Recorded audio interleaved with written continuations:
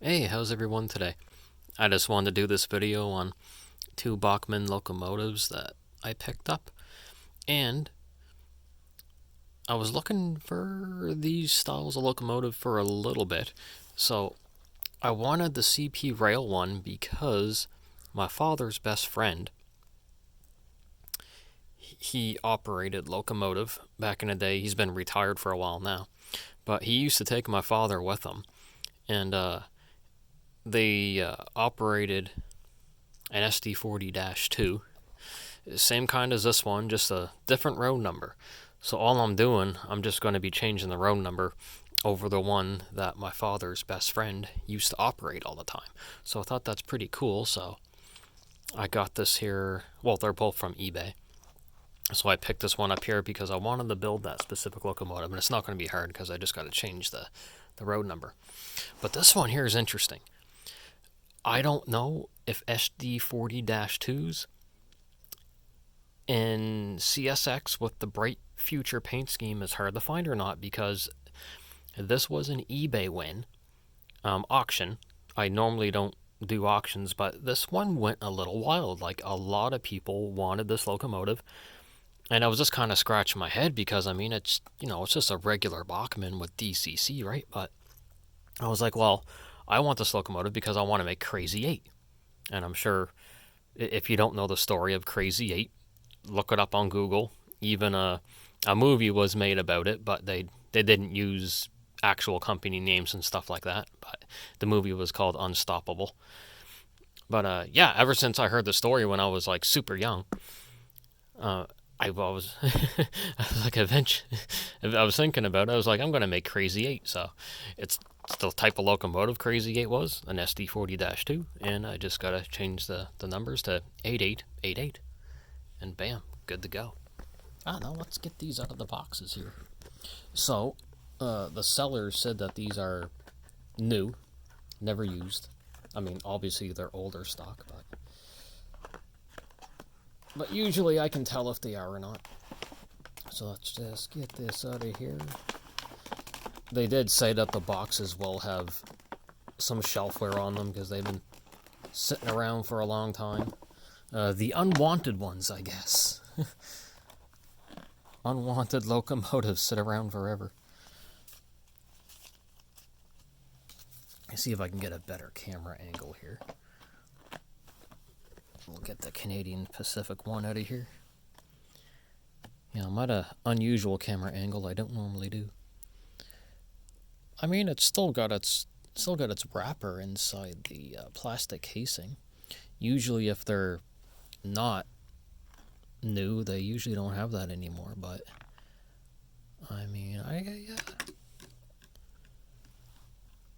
it could have been taken out of the box for a lot of things too. You never know. I don't know. Looks pretty good to me. A lot of times they'll have the factory oil, be a bit of factory oil on them and stuff like that, like on the wheels. But usually you can tell with the wheels if they are used or not. But this guy, I'm just holding up to my face a little more. Sorry, I just got to take a look at it. No, it doesn't appear it's ever been run. So no. Oh yeah, it's got a little bit of factory oil on it too. I just rubbed some off, so it does have some factory oil still on it. So yeah, no, it's definitely new. Looks really good. I'm gonna add it doesn't have any small grab irons on it, but I got I like to make my own. It's not hard to do. I like doing stuff like that too. But I'm glad they didn't mold them into the plastic. But if the camera's just picking up, but you can see they made the spots for it, so you can put your own grab irons on there, own small ones. So it's all ready to have them put on, which is awesome. So I'll just make my own and go to it, and it'll be great. So let's just put this one. I'm just gonna put it right. I'll just set it down here. Actually, no, that might get in the way. I'm just gonna put it on its box for a minute. Actually, that's not gonna work. The box is a little wobbly.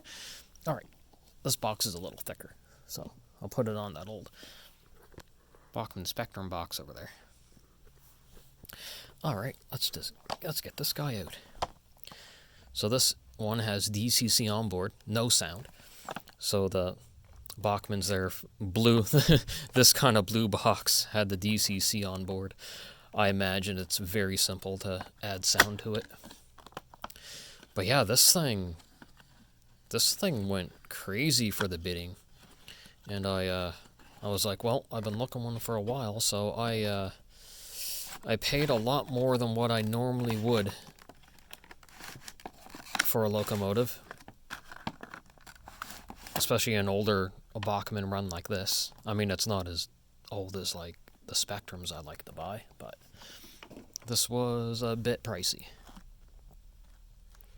Alright, I'm just going to set it down like that for a minute. So just, yeah, we got the paperwork and everything. All very typical. I think this is like a 2012 to a 2014 run. When this one here came out. I'm sure there is a sound-equipped version. Don't need to get into the paperwork. I'm just going to put that aside for the time being. And let's just get this locomotive out of here. See if I can get a better angle on the camera here. Oh, excellent. Same kind of packaging as the Canadian Pacific. Oh, my sleeve is getting in the way. Oh yeah, let's get this out of here. And these locomotives, they're pretty safe to pick up. How I'm picking up because the body's screwed to the chassis, so I'm not too worried about it all coming apart. Oh, I'm just trying to fiddle with that plastic piece, trying to get it back together. All right, there we go. I'll just kind of hold it up to the camera. Again, this one, they made it so you can put your own grab rails on it, which I'm really happy. I'm glad it doesn't have the molded in ones, because those drive me absolutely bonkers.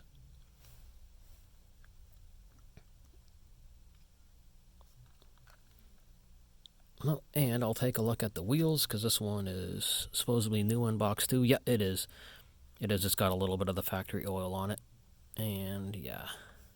Yeah, the wheels have the factory oil that it comes with on it. I just wiped some off on my fingers.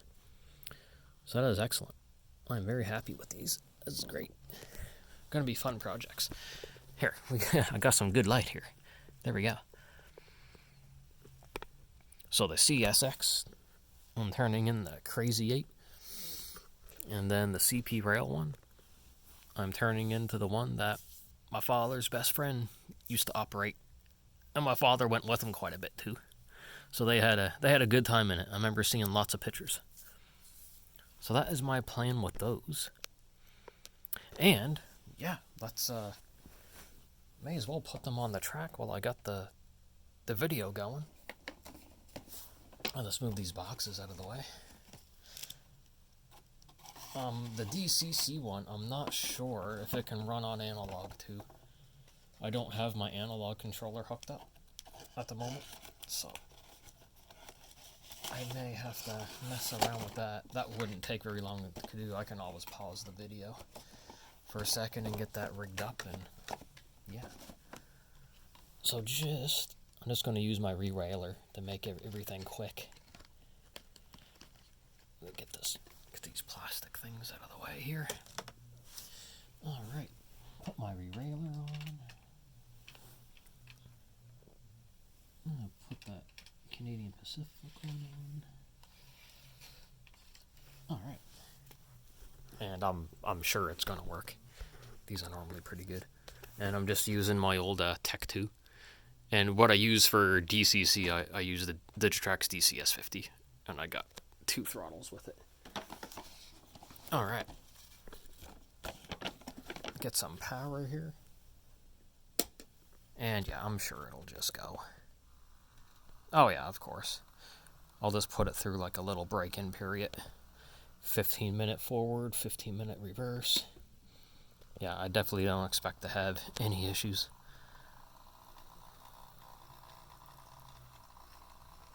Yeah, excellent. No, that is perfect. Alright, shut that off for now. And I'll put the CSX on there. It may be able to do both. Some can, some can't. Alright. I'll slide it back. Alright, I'll find out in a minute if it'll work analog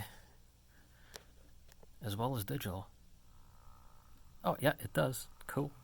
It does both. That is awesome.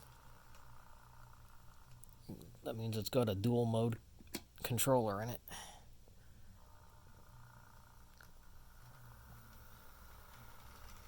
Absolutely perfect. That is awesome. Very happy with that.